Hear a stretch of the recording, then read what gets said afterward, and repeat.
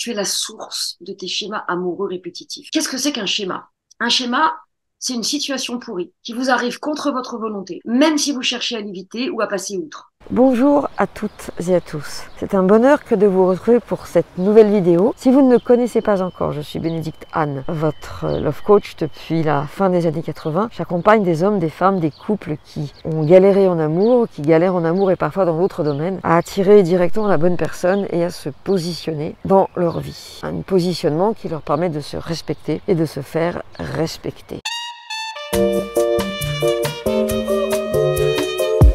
Le premier point, c'est vraiment l'accepter l'idée que tu es la source de tes schémas amoureux répétitifs. Qu'est-ce que ça veut dire, je suis la source de mes schémas amoureux répétitifs? Parce que pour basculer et voir ta vie amoureuse évoluer et se transformer, puisque c'est l'objectif, c'est de passer de la conscience, de la connaissance à la transformation. C'est vraiment important que vous réalisiez, et c'est très subtil, que ces mécaniques, ils n'arrivent pas sur vous, parce qu'on a décidé que vous alliez en prendre plein la tronche, mais ils arrivent à travers vous, à travers ce que vous diffusez, à travers ce que vous générez, à travers un parfum que vous exhalez. Souvent, d'ailleurs, j'ai remarqué que vous avez tendance à vous porter en victime dès qu'il s'agit d'amour. C'est un sujet dans lequel beaucoup de femmes, je comprends pas, je fais tout bien, je sors, je date, ça se passe pas, il se passe rien, etc. Et ce que je veux dire là, c'est une des clés les plus importantes. C'est vrai que c'est pas facile la rencontre aujourd'hui. Je vais pas dire le contraire. Tout le monde le dit dans tous les pays occidentaux. Et que même si tu as été maltraité dans le passé et programmé pour ça, et que tu te sens victime, et à juste titre, j'ai quand même l'impression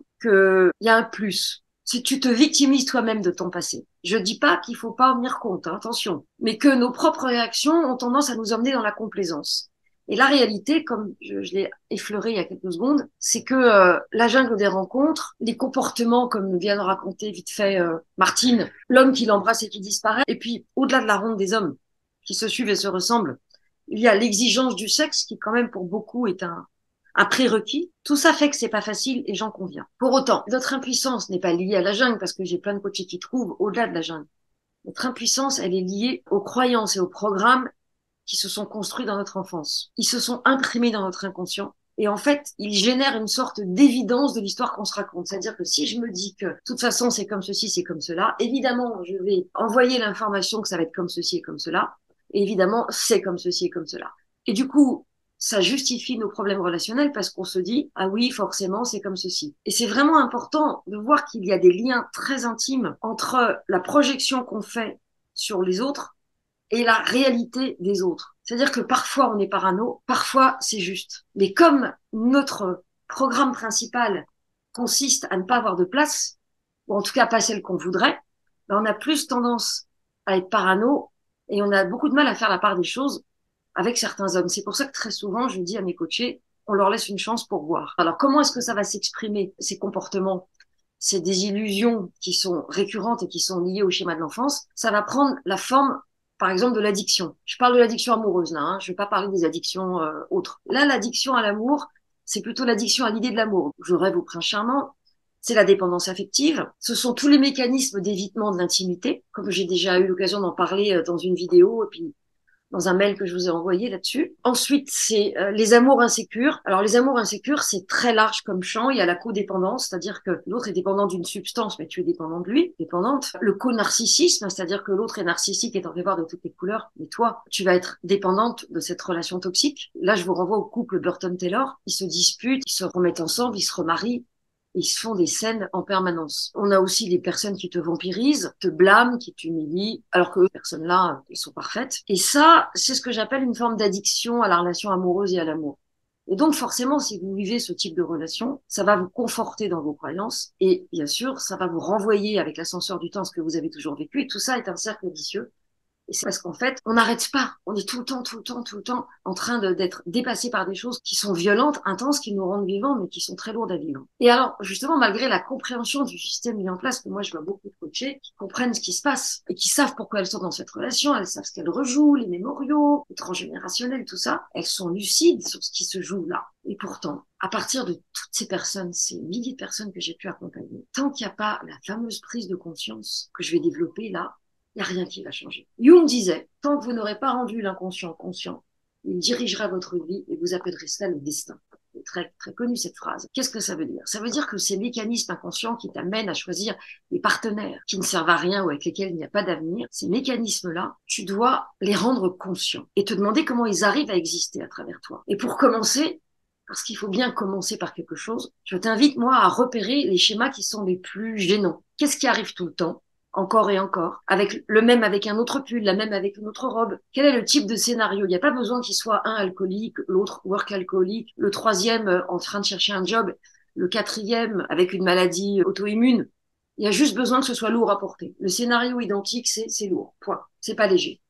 Les costumes et les décors sont différents, mais c'est lourd à chaque fois. Ça peut être aussi que peut-être tu n'as jamais été choisi, ou tu finis toujours par te faire larguer, ou tu te fais avoir, ou tu te fais voler, ou tu es trahi pour ta meilleure amie qui se barre avec ton mec, ou tu es trompé, ou l'autre a des addictions, ou il est déjà engagé, elle est déjà engagée, ou tu ne rencontres personne et tu te sens très seul. Le fait qu'il n'y ait pas de schéma répétitif, c'est déjà un mécanisme. C'est-à-dire que si tu n'arrives pas à identifier un schéma, parce que tu ne rencontres personne, le fait de ne rencontrer personne et de te sentir seul est un mécanisme en soi. Au même titre que de rencontrer toujours des hommes mariés. Est-ce que c'est clair ce que je vous raconte là? Je ne rencontre que des hommes qui n'ont pas de place pour moi dans leur vie. Ben voilà, oui, c'est clair. Ok. Alors, qu'est-ce que c'est qu'un schéma?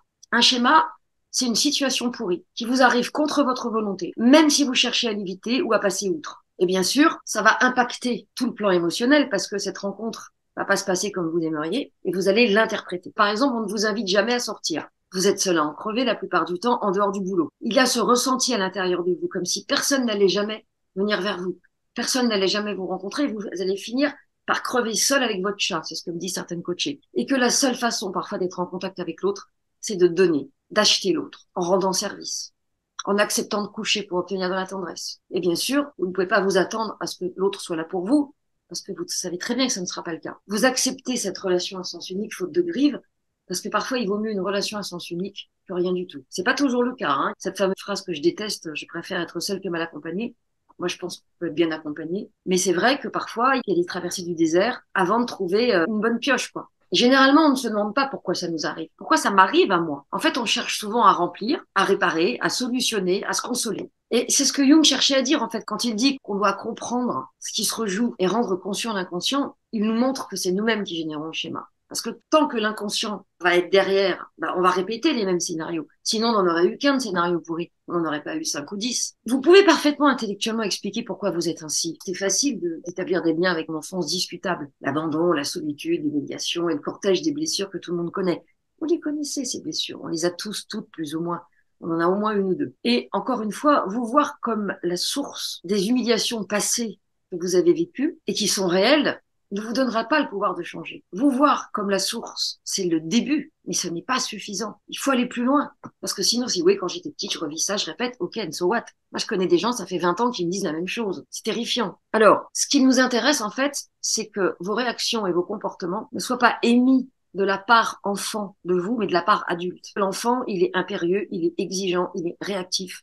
Il veut tout de suite. Il est vraiment en besoin. Et quand vous communiquez, vous relationnez à partir de là, à ce moment-là, vous n'êtes pas dans une conscience d'adulte. Vous êtes dans une conscience d'enfant. C'est l'enfant qui génère en nous ce schéma. Et au-delà de notre lucidité et de notre conscience, on a bien compris les situations, on sait, on a l'habitude. Et pourtant, cet enfant va générer des situations pour ne pas oublier ce qu'il a vécu autrefois. Et aussi pour que vous entriez en contact avec lui. Ça nous renvoie évidemment à tous les choix qu'on a pu faire, que vous avez pu faire, aux actions qu'on a mises en place. Et on va partir par exemple de la sensation de solitude. Demandez-vous, comment est-ce que je génère cette situation? Peut-être que quand je suis triste, je m'isole au lieu d'aller chercher du soutien. Moi, je pense à des coachés qui ont passé l'été à vivre des choses très difficiles et qui se sont cachés dans un terrier comme les renards pour lécher leurs plaies, alors qu'elles auraient pu m'envoyer un WhatsApp audio.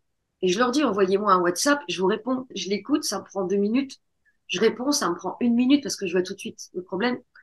Et là, ces personnes, elles sont restées à crever de solitude pendant l'été. Peut-être que vous rasez les murs. Peut-être que vous évitez le conflit pour ne pas déranger, par peur d'être encore plus rejeté. Et du coup, vous êtes encore plus seul, évidemment. Donc, éviter le conflit, se consoler avec des substances ou avec beaucoup de rencontres, vous évite de creuser en profondeur. Et tout est bon pour ne pas y aller. La critique des autres, l'autosabotage, tout ce qui est en cause là, c'est de ne pas aller voir pour ne pas souffrir. Et quand vous vous demandez en quoi vous êtes la source de cette solitude, par exemple, vous réalisez peut-être que vous prenez peu de risques et encore moins celui de la vulnérabilité, parce que la vulnérabilité, ça implique d'ouvrir son cœur, j'en parle dans cette vidéo, et ça implique de prendre le risque d'une déception. Merci d'avoir regardé cette vidéo jusqu'au bout. Merci de la liker si elle t'a plu, de la partager si tu penses qu'elle peut aider des personnes de ton environnement. Et à très vite pour une nouvelle vidéo ou un nouvel audio.